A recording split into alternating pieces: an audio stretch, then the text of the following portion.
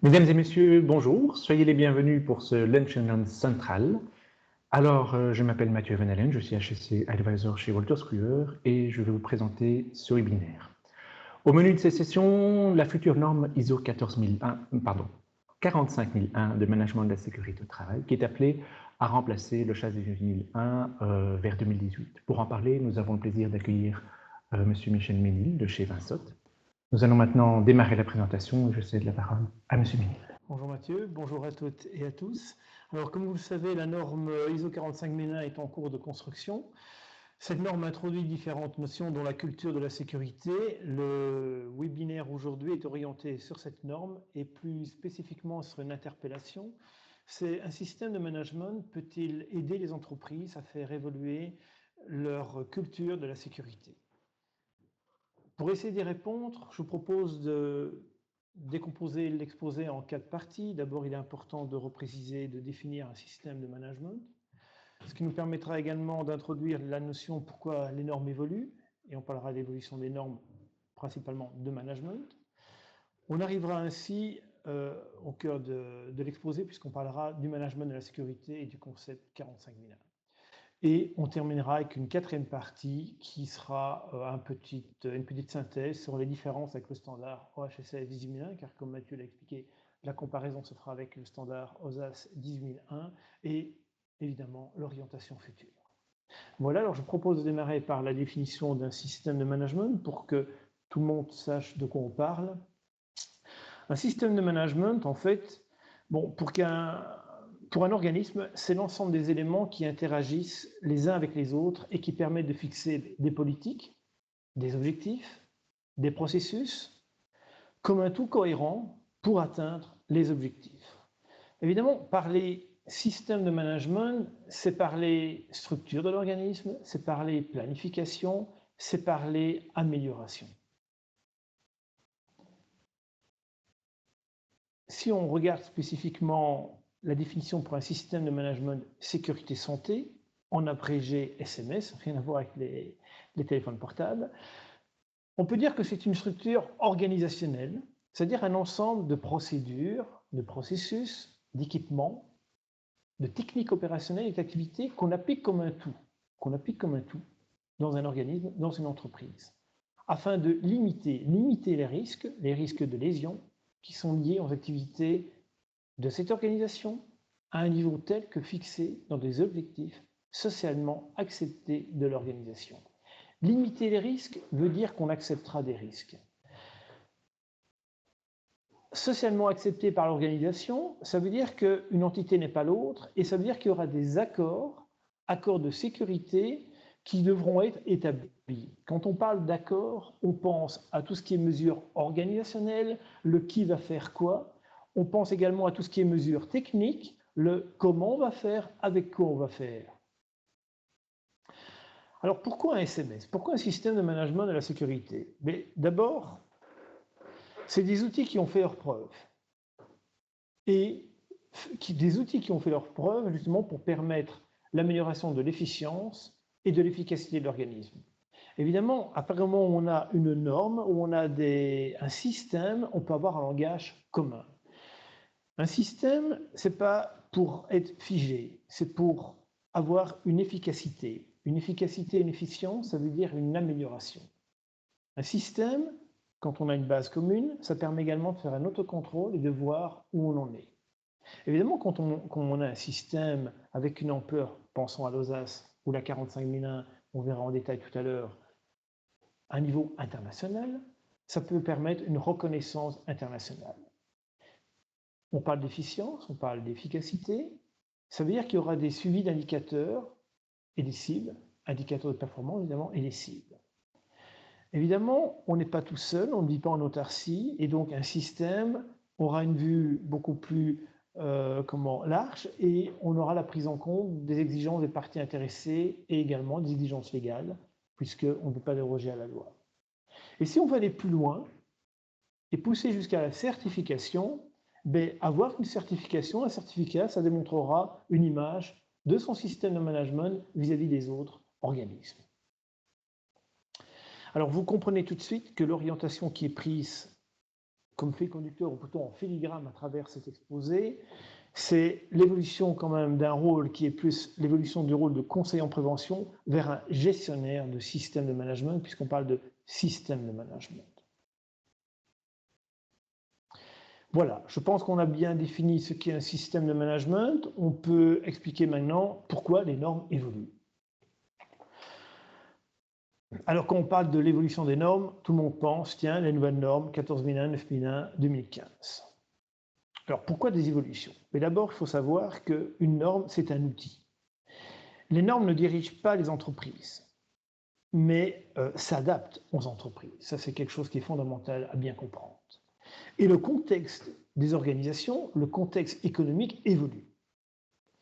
Aujourd'hui, les entreprises s'orientent de plus en plus vers une intégration, vers un seul système de management.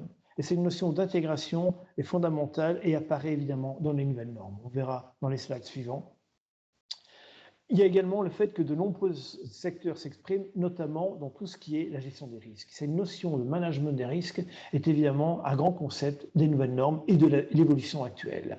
Et puis, il ne faut jamais perdre de vue que pour être à jour, justement, et pour rester un outil efficace, les normes sont évaluées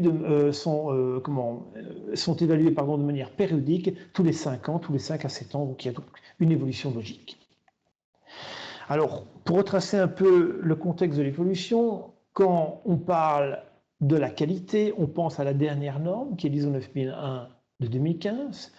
Évidemment, en abrégé, on parle de QMS, Quality Management System.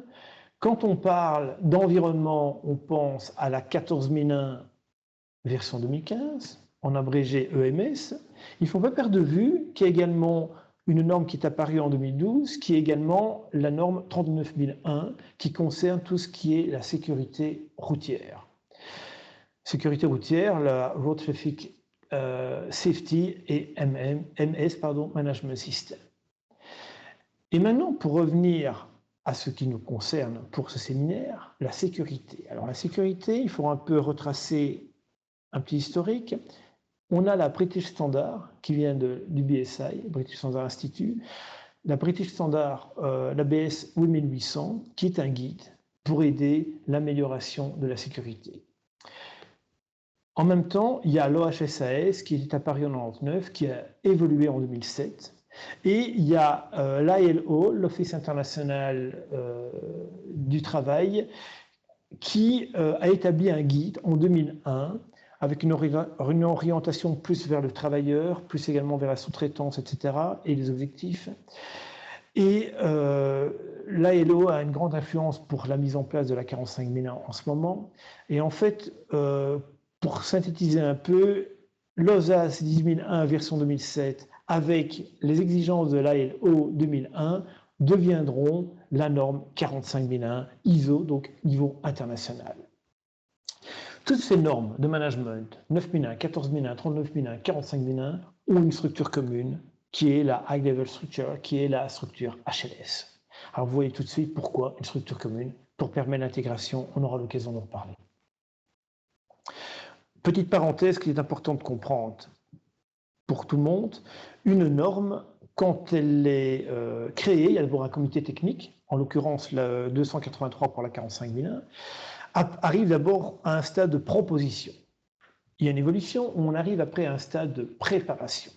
Et puis arrive le stade de comité. On a le CD, le committee draft, qui est soumis à tous les organismes des normes et des organismes de certification, où il y a des commentaires qui sont établis pour arriver à un draft, un DIS, qui après est soumis à enquête publique. Et là, le but est d'arriver à un final draft, où quand le final draft est approuvé, on a la publication de la norme qui apparaît. Évidemment, en général, il y a très peu de changements entre le F10 et la publication de la norme. Voilà pour mettre un peu les choses en contexte. On parlera après de la situation 45001. Voilà, je pense qu'on a assez longuement débattu de l'introduction. On peut passer au management de la sécurité et au concept 45001. Alors, pour remettre ça dans le contexte, on a eu un committee draft qui a été défini, qui a été refusé par manque de personnes de vote pour, et qui a abouti à un committee draft numéro 2. Le committee draft numéro 2 a évolué vers un 10 numéro 1 qui devait approuver à une majorité de 25%, mais qui a eu une majorité de 28% contre, ce qui fait le draft a été refusé et on est en cours d'élaboration d'une version 10 numéro 2. Ça, c'est l'état actuel de la 45.1. Alors voilà, pour comprendre l'exposé, le webinaire, sur quoi il sera basé, donc on a le 10.45.1 qui était en février-mai 2016. Voilà le schéma général de la première page de la norme. Alors, je vous ai dit une structure commune, une structure HLS. Une structure HLS, c'est une structure en 10 chapitres. 10 chapitres, premier chapitre, le domaine d'application. La 45.1 est une norme pour la sécurité applicable à différents organismes. Deuxième chapitre, les références normatives. Ici, il n'y a pas de référence normative. Troisième chapitre, on parle le même langage. Meilleur moyen de parler le même langage, c'est définir les termes et les définitions pour que chacun ait une base commune. Et puis on arrive dans la norme à proprement parler. Chapitre 4, 5, 6, 7. Et le cœur du système, tout ce qui est opérationnel, la partie chapitre 8. Et puis, 9 et 10, évaluation des performances, amélioration. On aura l'occasion de revoir tout ça en détail. Assez complexe, assez rébarbatif un peu de parler comme ça des chapitres 4 à 10. Je pense que le mieux peut-être est de montrer sous la forme de l'amélioration continue. Et là, tout le monde verra à travers cette amélioration continue la route des Ming PDCA. Je pense que c'est quand même plus facile de comprendre et de pouvoir me suivre. Et donc, PDCA, Plan Do Check Act, la structure HLS est basée là-dessus. Il est un peu important de définir dans quel domaine on joue. Quel domaine on joue, ça veut dire le contexte de l'organisme. Contexte de l'organisme. En rouge, j'ai mis les grandes différences par rapport à l'OSAS. Alors, le contexte de l'organisme, c'est quoi? On le verra en détail, mais c'est le domaine dans lequel on joue, on pourrait dire comme ça. Tenir compte également des parties intéressées, des travailleurs, les travailleurs qui ont une grande importance pour la norme 45.1. Le domaine d'application spécifique de la sécurité et de la santé, évidemment, la construction du SMS, du système de management.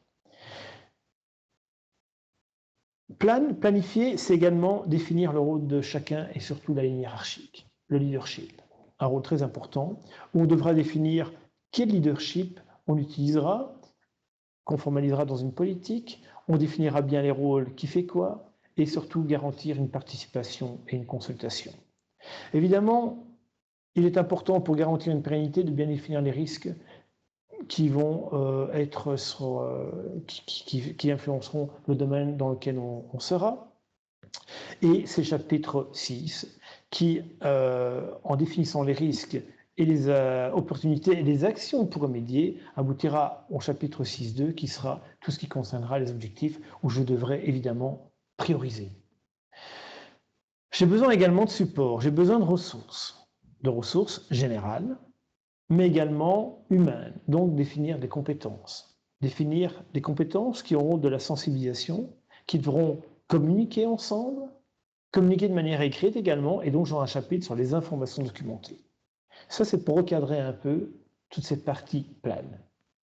Une fois que j'ai bien défini ma carte dans laquelle je vais jouer, mon jeu dans lequel je vais jouer, je peux mettre en œuvre. Je suis ainsi dans ma partie do. Mettre en œuvre, c'est planifier la maîtrise opérationnelle. C'est également me dire, tiens, comme je dois être efficace et être efficient, c'est essayer d'anticiper, et le meilleur moyen d'anticiper, c'est de prévoir tout ce qui pourrait changer. J'aurai donc un chapitre qui va m'expliquer comment je dois piloter mes changements. Évidemment, je ne peux pas fuir mes responsabilités et dire tout ce qui est dangereux, je le ferai en externe. Et donc, je dois traiter tout ce qui est externalisation. Je dois également empêcher d'avoir des risques qui rentrent chez moi. Et donc, j'aurai en logique un chapitre qui va gérer tout ce qui est biens et services et également la sous-traitance. Alors ça, c'est quand tout va bien. Et pour être sûr que tout aille bien, je vais anticiper et je vais gérer et planifier tout ce qui est préparation et réponse en situation d'urgence. J'ai mis en œuvre. Je suis à un niveau, j'avais pensé être à un niveau comme ça. Aujourd'hui, à quel niveau je suis, je n'en sais rien, mais le delta que j'ai, je vais devoir le mesurer.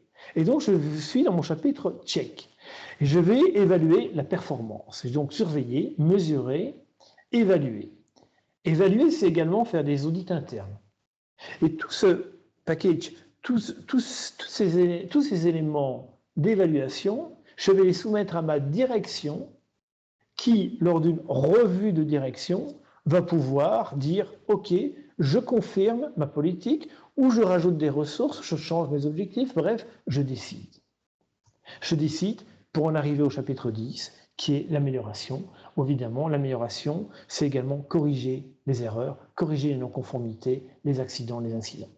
Voilà globalement la norme, la structure HLS, mais également la norme 45001 et la philosophie qu'il y a derrière. Un panel très complet où on voit très bien qu'on peut influencer pas mal d'aspects du management de la sécurité.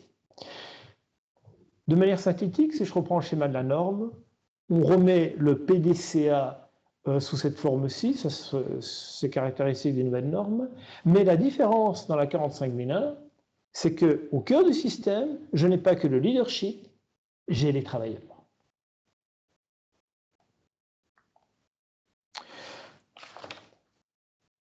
Alors, l'orientation HLS, si on regarde un peu le résumé, on peut dire que les grandes nouveautés, c'est la compréhension de l'organisme et du contexte, la compréhension des besoins et des attentes des travailleurs et des autres parties intéressées, toutes les actions qu'on mettra en œuvre pour gérer les risques et les opportunités, cette nouvelle notion, on verra en détail tout à l'heure, qui est l'information documentée et le pilotage du changement.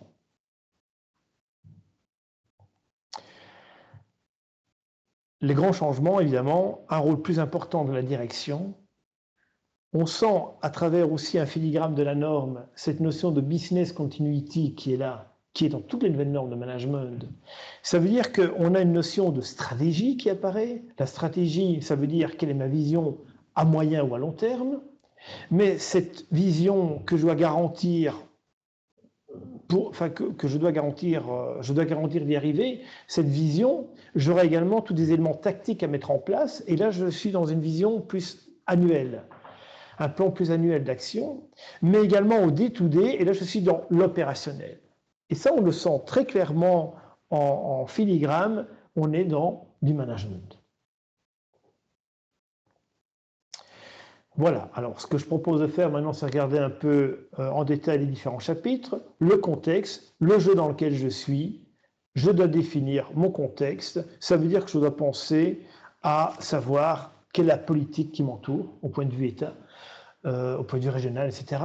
C'est également la situation économique, tout ça va influencer mes investissements, indirectement le côté social, etc., l'aspect social, l'aspect technologique, je peux avoir des tas de besoins, mais je n'ai pas la technologie qui peut me suivre, l'aspect légal, où je peux avoir des contraintes, et l'aspect écologique qui peut aussi influencer pas mal de choses au point de vue santé et sécurité.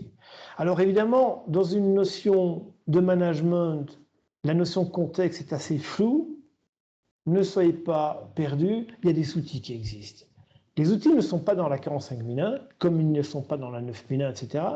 Mais les nouvelles normes ont une caractéristique, c'est qu'il y a des annexes qui expliquent justement comment on peut mieux comprendre et mettre en pratique les nouvelles normes. Ça, c'est une caractéristique des nouvelles normes.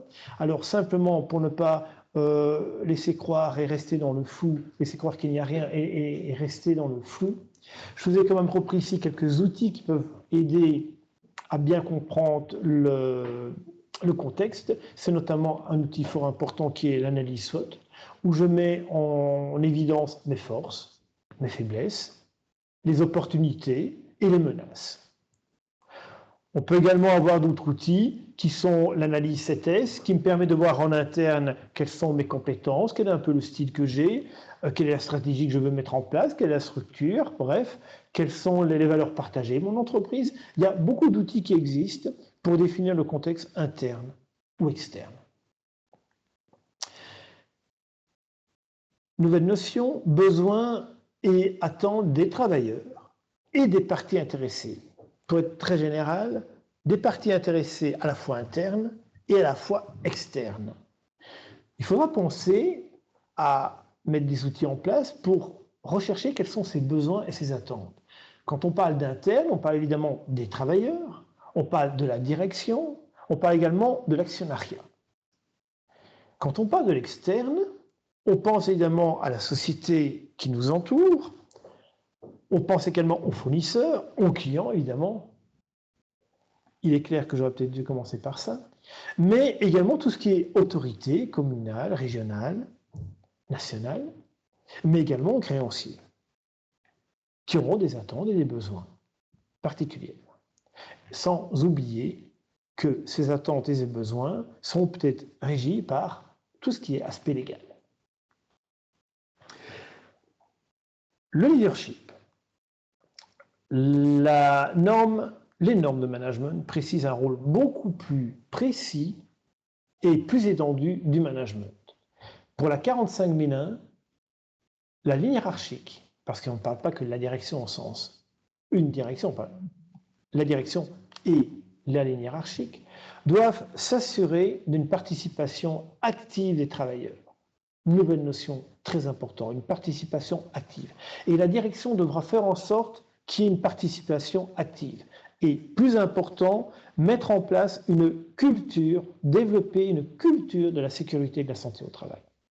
Elle devra formaliser tout ça dans une politique qui devra être mise en place sur le terrain, bien définir qui va faire quoi, qui a autorité sur qui, sur quoi, toutes ces responsabilités qui vont être bien claires au sein de l'organisme. Dans ces nouvelles normes de management, on ne dit plus que la représentation du système doit être au sein d'une personne, mais je peux déléguer ce rôle à un ensemble de personnes. Je peux en fait avoir des managers de système, sous-entendu la hiérarchique. Rien ne m'empêche de rester avec un coordinateur système.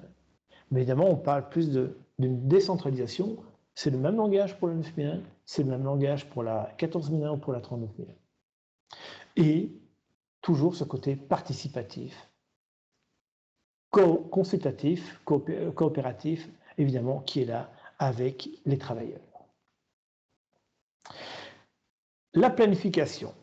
Je dois mettre en œuvre les actions face à mes risques et mes opportunités.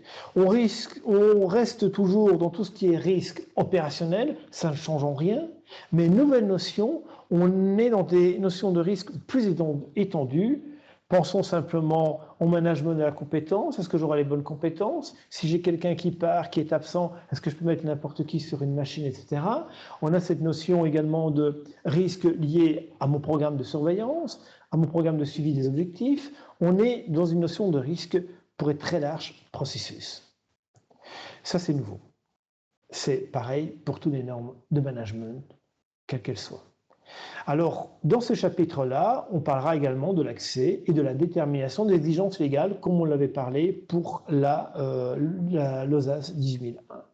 Évidemment, je devrais définir mes objectifs et planifier mes actions pour répondre à tout ça et atteindre mes objectifs. Avec qui? Avec un support qui sera bien défini, c'est-à-dire des ressources, des compétences que j'aurai besoin, mais des compétences, c'est des personnes, c'est également des personnes que je vais sensibiliser pour justement provoquer ces cultures, ce degré de consultation et de participation. Ce sont des gens qui vont communiquer, je devrais communiquer en interne et en externe, avec un nouveau vocable, oral ou écrite, et un nouveau vocable qui est ce qu'on appelle l'information documentée. Alors, simplement, des personnes ont cru que information documentée, c'était supprimer tout ce qui était manuel, enregistrement, procédure, puisqu'on n'en parle plus. Non. Tout ce qu'on a mis en place dans une entreprise restera. Ce serait une aberration totale de supprimer tout ça. Et pour simplifier simplement le langage, au lieu d'appeler un manuel, une procédure, une méthodologie, un enregistrement, on appelle ça des informations documentées. On a pas mal de notions plus précises dans la nouvelle norme et on va expliquer, pour éviter toute confusion, comment on doit créer ces informations documentées. On aura donc un descriptif, l'explication pour le format, pour la revue de ces informations documentées, également l'accès, le stockage, la gestion des modifications, l'archivage et l'élimination. Chapitres qui sont dits autrement, mais qui restent tout à fait cohérents avec ce qui était défini dans le passé. Enfin, j'ai défini mon contexte, j'ai défini mon jeu dans lequel je vais jouer, et donc maintenant, je peux mettre en place, je suis dans la partie opérationnelle. J'aurais défini des risques, je ne peux pas les traiter n'importe comment, je ne vais pas penser pour traiter un risque professionnel à équipement de protection individuel, je vais penser à hiérarchie des mesures de prévention, comme la loi me l'oblige. Ici, on a un niveau international, mais je vais penser d'abord à éliminer le risque avant de me poser la question quel équipement je dois mettre. Évidemment, garantir la cohérence et également piloter les changements. On aura un chapitre sur tout ce qui est externalisation pour éviter qu'on ait une fuite sur tout ce qui est risque dangereux en externe. Évidemment, se protéger pour ne pas amener de nouveaux risques et donc on va bien définir l'acquisition de biens, de services, des sous-traitants et se préparer pour les situations d'urgence, comme on le faisait dans l'OSAS, pour l'OSAS. Pilotage du changement, on pourrait dire oui, c'est un nouveau concept. Si on analyse l'OSAS en détail, on verra que dans le chapitre analyse des risques à 3.1 pour ceux qui ont l'habitude de travailler avec la norme, on en parlait déjà. On en parlait déjà. J'ai envie de dire, ici, on en parle de manière un peu plus explicite, avec plus de précision pour éviter des discussions. Mais ce n'est pas franchement entièrement nouveau. Il y aura cette notion de processus, par contre, qui est quand même un peu plus précis, et donc un processus pour maîtriser les modifications prévues. Modifications, pensez à tout ce qui est nouveaux produits, processus de travail, équipement, nouvelle législation, connaissance sur les dangers, connaissance de la technologie. La partie nouvelle, c'est qu'au lieu d'avoir des choses disséminées à gauche, à droite dans l'OSAS, comme on l'avait dans l'OSAS, on a tout ce qui est rassemblé ici, dans un même chapitre. Ce qui est un peu plus cohérent et plus facile à gérer pour un manager de système. Et puis, évidemment, ça c'est quand je planifie, il y a la gestion de tout ce qui est conséquences, des modifications imprévues, toujours avec un esprit de management des risques et éviter d'avoir des conséquences que je ne peux pas maîtriser.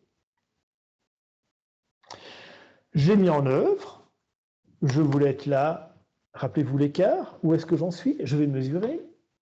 Et donc, j'aurai tout ce qui est surveillance, mesure, analyse, évaluation, comme je faisais dans la norme OSAS, indicateurs, KPI, etc. Et également, le suivi de la conformité réglementaire, comme on le faisait avant. Les audits internes, comme on le faisait avant, à part qu'ici, il y aura cette notion à vérifier de management de risque niveau processus, contexte, etc. Toutes ces nouvelles notions, évidemment, à inclure dans la partie audit interne, comme également à inclure dans le premier chapitre de la surveillance.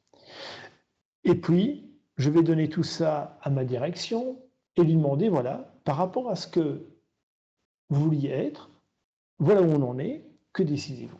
C'est ma revue de direction. Comme on le faisait en l'audace, à part qu'ici, je devrais évidemment tenir compte des nouveaux concepts. Je sais où j'en suis. Je tiens compte des anomalies, des non-conformités. J'entreprends des actions curatives pour empêcher mon système de se détériorer. Donc, l'action curative, j'agis sur la conséquence. Mais je vais également entreprendre des actions correctives parce que j'aurai analysé les causes de mes non-conformités et en analysant les causes, je pourrais agir sur la conséquence, sur la cause et donc faire une action corrective. Et donc, je vais mettre en place toutes ces actions pour me permettre l'amélioration continue de mon système. Voilà globalement le système 45001, la norme 45001, ce qu'il en est au point de vue des 10 chapitres. Ça me permet d'arriver au chapitre 4, de manière synthétique, de voir les différences avec la norme OSAS, Occupational Health and Safety Management Series. Donc les séries des normes, des évaluations pour la santé et la sécurité des gens occupés au travail. Alors, si on analyse globalement les changements, on peut dire qu'on a plusieurs précisions. ces caractéristiques des nouvelles normes de management, des clarifications, notions de processus. Ce qui est bien, parce que ça évitera d'avoir des mauvaises interprétations, ça évitera de croire que, et c'est pas plus mal. Des nouvelles définitions, évidemment, la notion de risque, d'opportunité, des nouveaux concepts, contexte, information documentée. Un rôle plus important de la direction, à ne pas du tout négliger. Les travailleurs qui sont au centre, et ça c'est une tendance générale du management de la sécurité. On n'est plus au concept des années 70, 80 où on avait le chef de la sécurité, le service SHELD. On a évolué vers un conseil en prévention, on a évolué vers des systèmes de management plus au niveau des travailleurs. Les travailleurs doivent se prendre en charge. La responsabilité de la sécurité n'appartient plus à une seule personne, mais appartient à tout un chacun, parce que c'est dans l'intérêt de chacun, justement, de revenir chez soi le soir en bonne santé et surtout en bonne forme. Voilà, alors, la différence avec l'OSAS, cette notion de culture de la sécurité au travail et cette structure HLS, High Level Structure, de 10 chapitres, caractéristiques des nouvelles normes. Les questions qu'on se pose, c'est quelle est l'orientation future? Mais comme je vous l'ai dit, la norme OSAS 18001 version 2007 et l'ILO version 2001 seront rassemblées dans une norme qui est l'ISO 45001. Alors vous me direz, et le VCA? Le VCA, c'est une checklist. Grande différence entre une checklist et un système de management, vous n'aurez pas d'outils précis pour mettre en place ce qui est demandé dans un système de management, comme vous l'avez en VCA, toolbox, inspection, etc., etc. Le VCA est surtout destiné à des petites structures où on n'a pas la taille d'avoir des conseils en prévention, etc.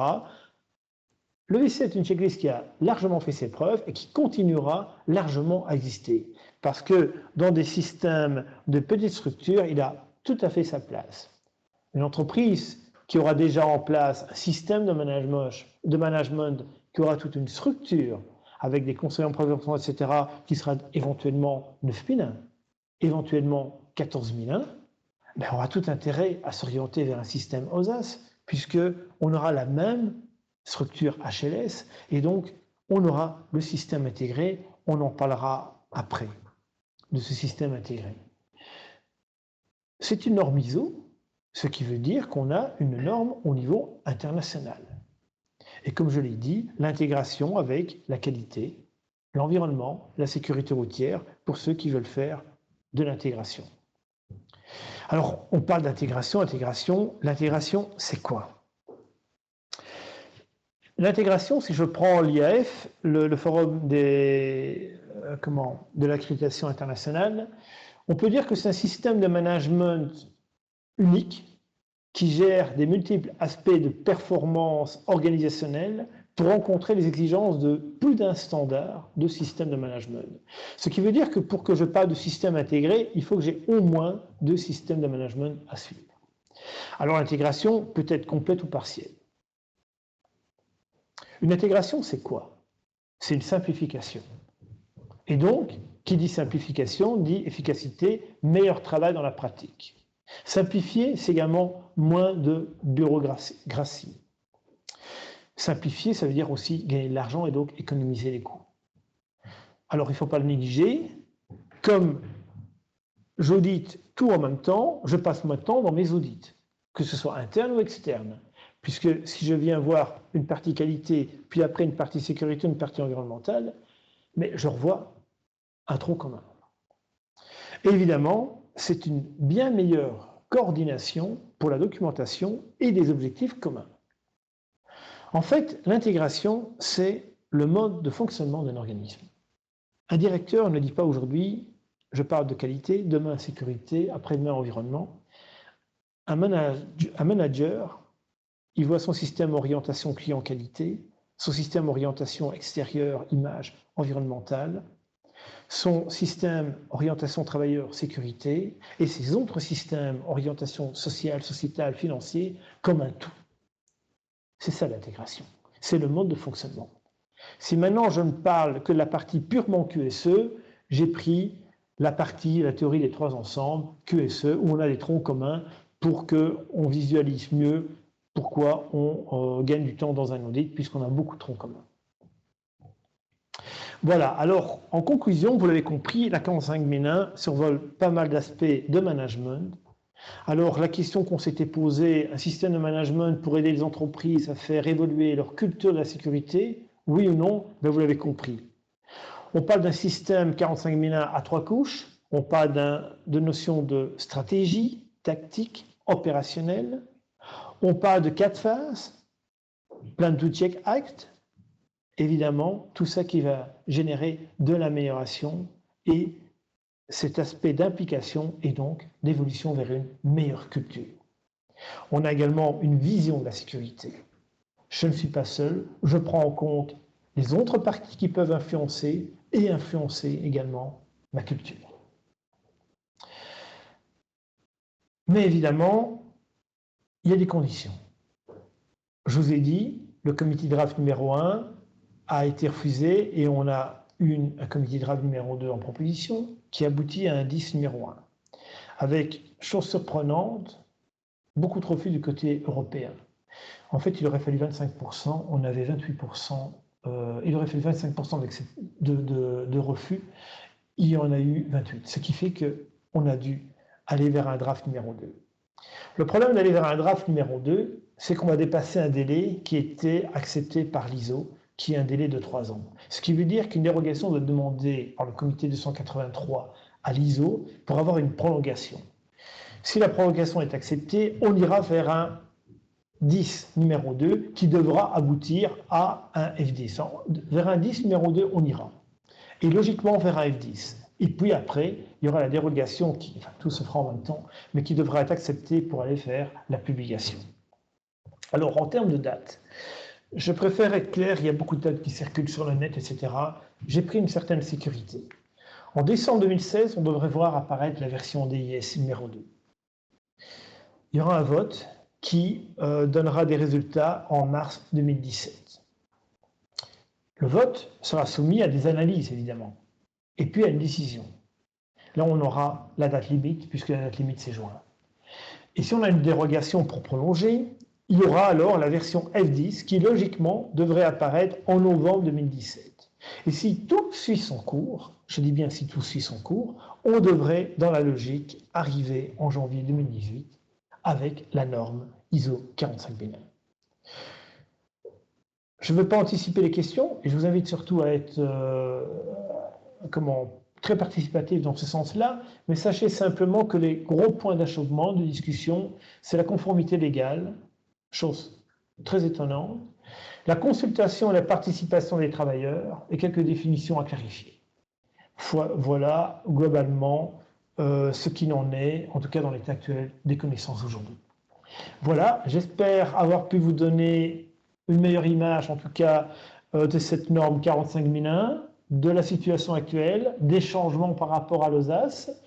Et en tout cas, merci beaucoup de m'avoir écouté. Et maintenant, je relaisse la parole à Mathieu. Et voilà, je vous écoute. Merci pour cet exposé, M. Ménil.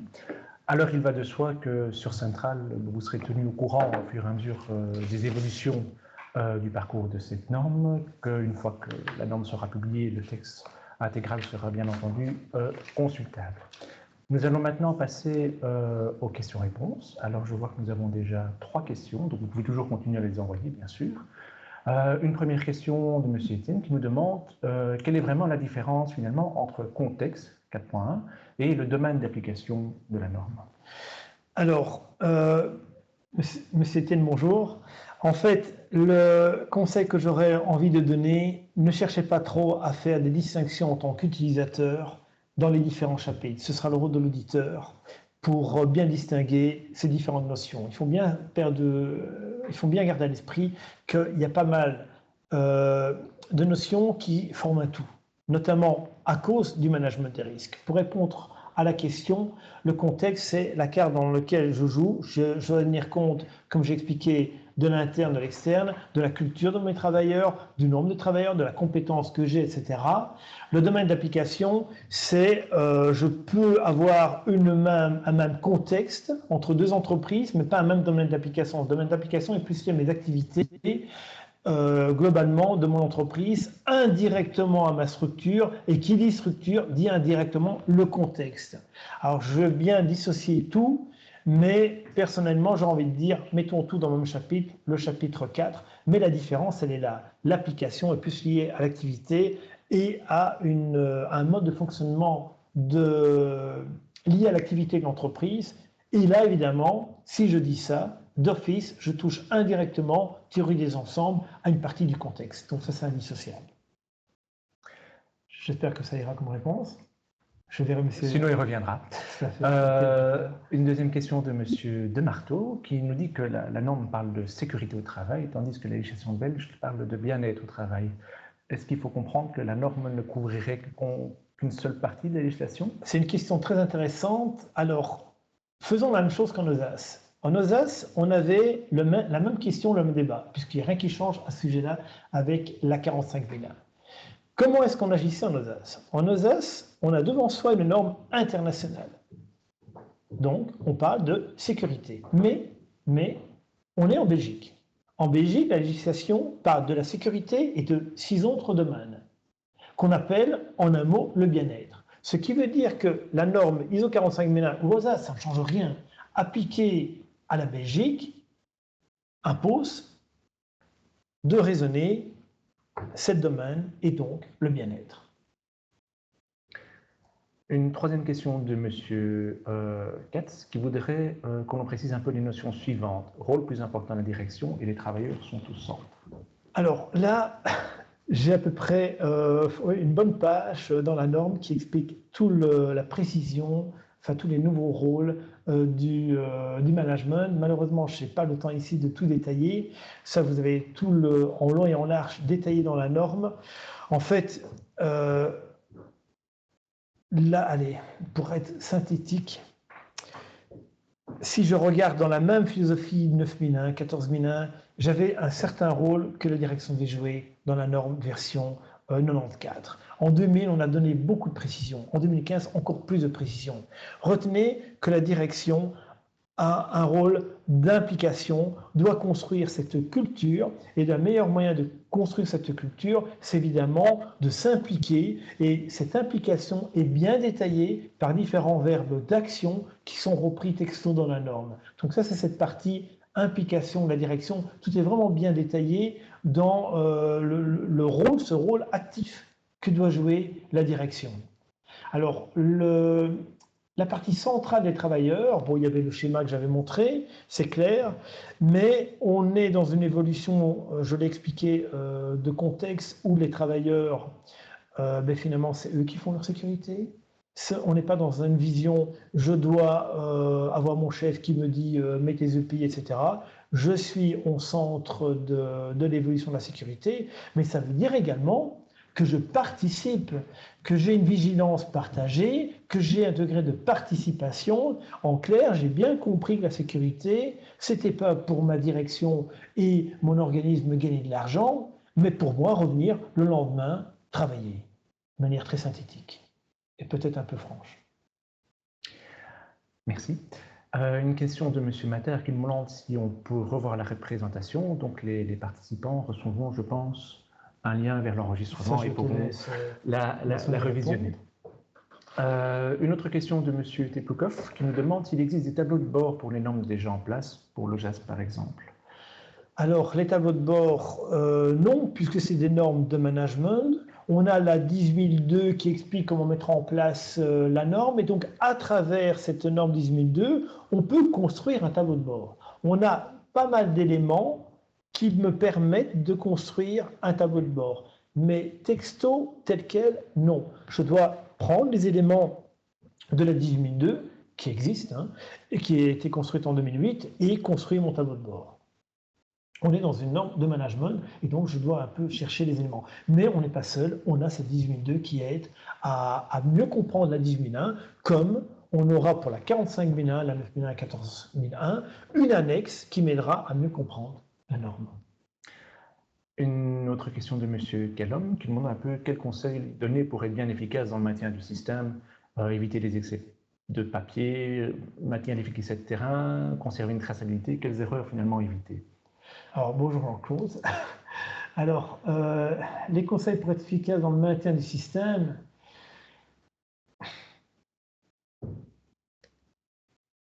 ben, l'ensemble des acteurs, tout le monde, surtout le coordinateur qui est là et toute la ligne hiérarchique, doivent éviter absolument d'encourager à avoir un accord qui est directement écrit, mais un accord qui est d'abord le fruit d'une négociation et d'une discussion collective. Je pense que la raison primaire, elle est là.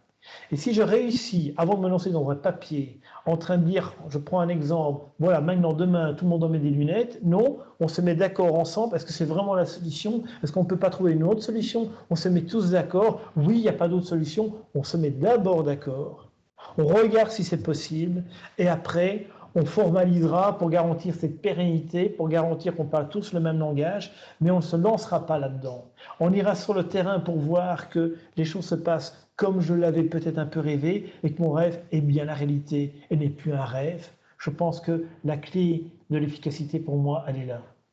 Je peux très bien me protéger, prendre un parapluie, un parasol ou carrément une tonnelle avec des grands points d'ancrage et avoir 40 papiers qui ne serviront à rien et qui finalement ne créeront jamais une culture de la sécurité et feront même l'inverse.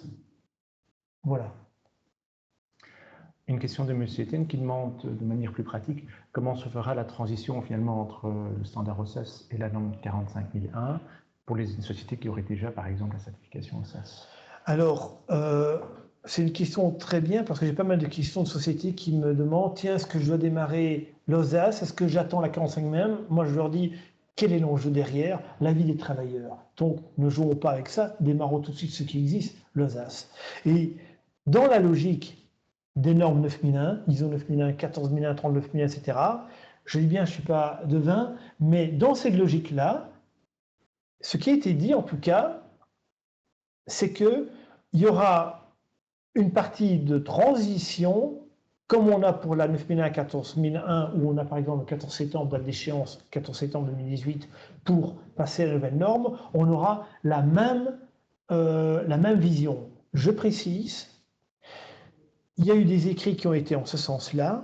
Il y a une grande différence entre la 9001, la 14001 et l'OSAS, c'est que l'OSAS vient du BSI, institut privé, et on évolue vers une norme ISO, qui est quand même le premier cas de figure qu'on a dans ce cadre-là. Mais je ne vois pas comment les choses pourraient en être autrement, puisqu'il n'y a aucun intérêt à stopper un certificat ou à bloquer l'entreprise qui a fait toutes les démarches.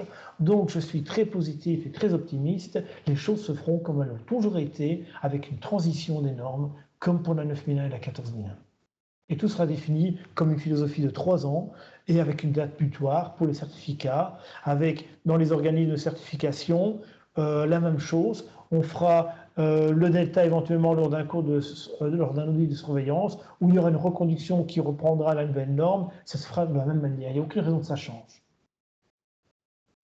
Voilà. Voilà. Mais écoutez, M. Ménil, merci pour les réponses aux questions. Je pense qu'on n'en a plus qui sont arrivés. En tout cas, j'espère avoir été assez précis. Maintenant, n'hésitez pas s'il y avait d'autres détails qui arrivaient. Voilà, mais de toute façon, on peut toujours vous faire suivre des questions par la suite. Merci et au revoir. Au revoir.